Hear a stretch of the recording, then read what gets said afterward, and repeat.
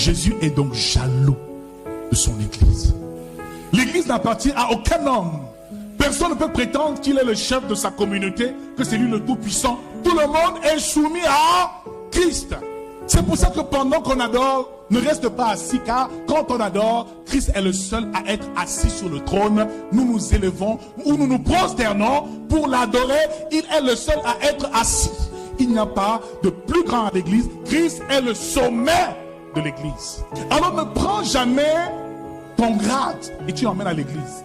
C'est faire une grave erreur. Parce que tu es général dans le monde, ou tu es peut-être chef de l'État, tu viens. Bien aimé, au Ghana, le chef de l'État chante à la chorale. Parce qu'il a compris que dans l'église, il y a une hiérarchie. Depuis le royaume céleste jusqu'ici, il y a une hiérarchie qu'il faut respecter. À l'église, nous sommes tous d'abord des enfants de... Et au fur et à mesure que nous grandissons, Dieu nous élève et nous donne des responsabilités. Quand nous arrivons à l'église, la seule chose qu'il faut faire, c'est de rendre grâce et gloire à Christ. C'est de l'honorer. C'est de se soumettre à lui, à ce qu'il désire, à ce qu'il souhaite. Voilà une église qui se prépare à rencontrer l'époux. Pas une église rebelle qui fait comme elle veut. Car si je fais comme je veux, cela veut dire que je ne sers pas Christ et que je ne me prépare pas à ma rencontre avec mon époux.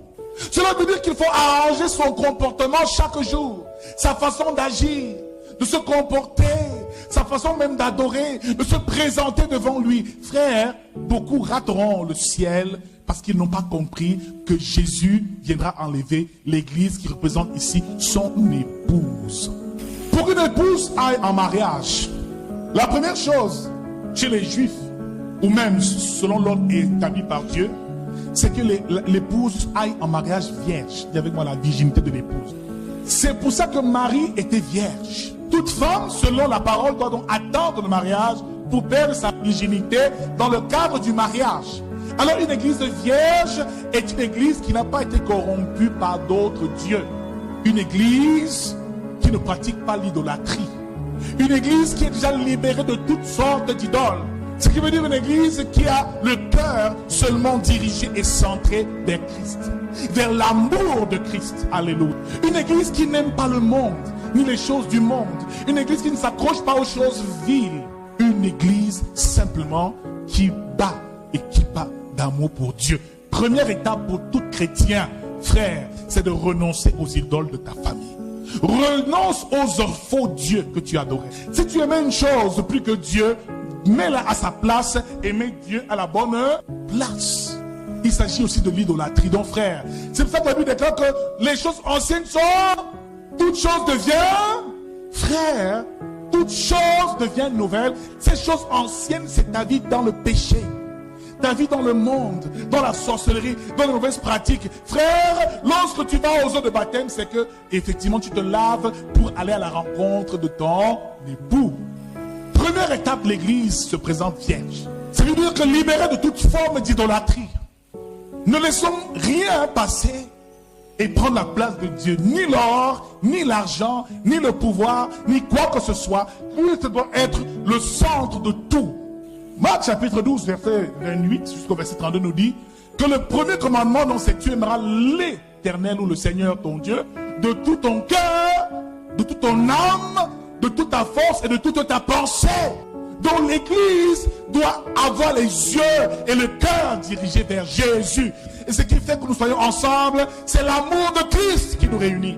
C'est pas parce que tu es trop beau que je suis là. Je ne viens pas ici pour toi. Tu ne viens ici pour personne. Tu viens ici pour Jésus-Christ. C'est pour Christ que tu es assis là. Quand je reçois le témoignage de certains frères, je suis parti parce qu'on m'a parlé un genre. Je suis parti parce qu'une soeur m'a mal parlé. Frère, on ne quitte pas une église parce qu'un frère t'a mal parlé. Ou parce que le pasteur t'a blâmé. C'est que tu n'es pas venu ici pour Christ. Donc ton cœur n'est pas centré sur Christ. On ne quitte jamais une église parce que on n'est pas content de quelque chose qui s'y passe. Au contraire, il faut prier pour que ça change. Pour que la volonté de Dieu s'accomplisse dans l'église. Tant que tu y es, tu y viens pour Christ. Que personne ne t'influence.